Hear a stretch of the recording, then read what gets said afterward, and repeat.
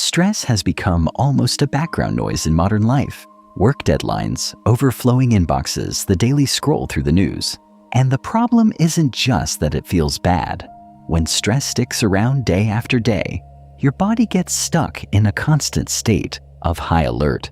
Research shows that chronic stress keeps cortisol, that's your main stress hormone, elevated for far too long, which over time can raise blood pressure and even rewire parts of the brain linked to anxiety and depression. Not great. But here's something that genuinely surprised me when I first looked into it. You don't need a meditation retreat or a fancy app to start pushing back against that cycle. A few minutes of focused breathing done consistently can actually flip a switch in your nervous system. Today, I want to walk you through a beginner breathing schedule. 5 techniques each, all backed by research, and a simple daily routine that takes just 8 minutes total. That's it. Let's get into it. When you're stressed, your hypothalamus sends a signal to your adrenal glands. Release cortisol, release adrenaline, get ready to run or fight. That's a brilliant system for escaping a lion. It's not so great when it's triggered by a passive-aggressive email at 10 p.m. What most people don't realize is that you can manually activate the opposite system, the parasympathetic nervous system, sometimes called rest and digest, just by changing how you breathe. Slow, controlled breathing reliably brings heart rate down, lowers blood pressure, and helps your mind settle.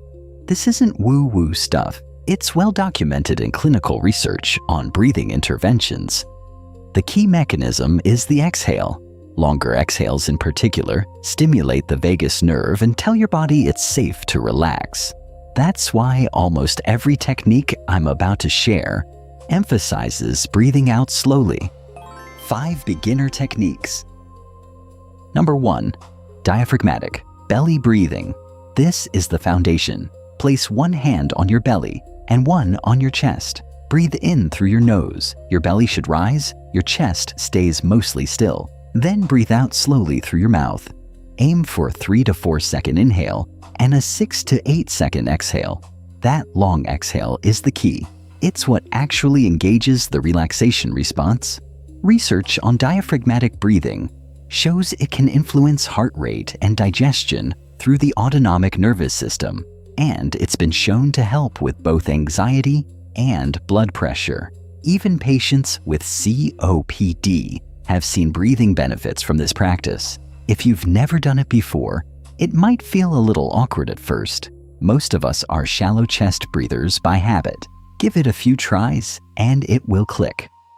Number 2. Box breathing. This one gives your mind something to focus on, which makes it especially good when you're feeling mentally scattered. The pattern: inhale for 4 counts, hold for 4, exhale for 4, hold for 4. That's your box. The brief holds do something interesting. They gently increase carbon dioxide levels, which actually promotes a calming effect and reduces the urge to rush the next breath. Studies on slow-paced breathing show this pattern lowers heart rate and blood pressure. If 4 counts feels like too much, start with 3-3-3-3. There's no prize for going bigger.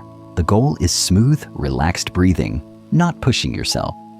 Number 3. 4-7-8 breathing. Inhale for 4 seconds, hold for 7, exhale for 8. The extra long exhale is the real driver here.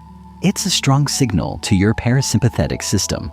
A recent clinical trial found this technique significantly reduced anxiety in post-surgery patients, which speaks to how effective it can be even in high-stress situations. It might feel unnatural at first, and that's completely fine. You can start with a smaller ratio, say 3-4-5, and build up over time. If you feel any dizziness or tingling, just pause and return to normal breathing. That's your body adjusting. It passes quickly. Number 4.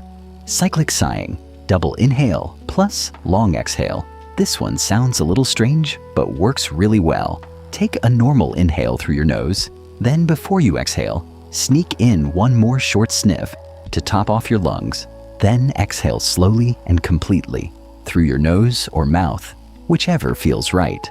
A randomized controlled trial published in PNAS compared several 5-minute breath practices and found that cyclic sighing produced the biggest improvement in mood and the largest drop in breathing rate, even beating mindfulness meditation in those measures. That extra inhale also helps prevent the lightheadedness that can come with some deep breathing exercises. If stress ever has you feeling tight in the chest or almost gasping, this is the one to reach for. Number 5. Resonant, coherent breathing. Simple concept. Inhale for 5 seconds, exhale for 5 seconds. That's about 6 full breaths per minute, which researchers have identified as the resonant frequency that maximizes heart rate variability, a measure of how well your nervous system adapts to stress. Slow breathing at this pace has been shown to lower blood pressure and reduce physiological arousal, including in people with hypertension. If counting seconds feels like too much mental overhead, just breathe as slowly as you comfortably can and aim to land somewhere around 5 to 6 breaths per minute. Imagine the air filling all the way down into your belly on the inhale and fully emptying on the exhale. If you feel lightheaded starting out, shorten the counts and build up gradually. Your daily schedule. Knowing the techniques is only half the equation. The other half is actually doing them consistently. Research shows that even a few minutes a day of structured breathing can move the needle on stress markers. A meta-analysis found that slow-paced breathwork lowered cortisol levels compared to controls. Another study showed just 5 minutes a day produced measurable improvements in mood and anxiety. Here's the schedule I'd suggest starting with. Morning, 2 minutes. Diaphragmatic or box breathing sets a calm tone before the day kicks in.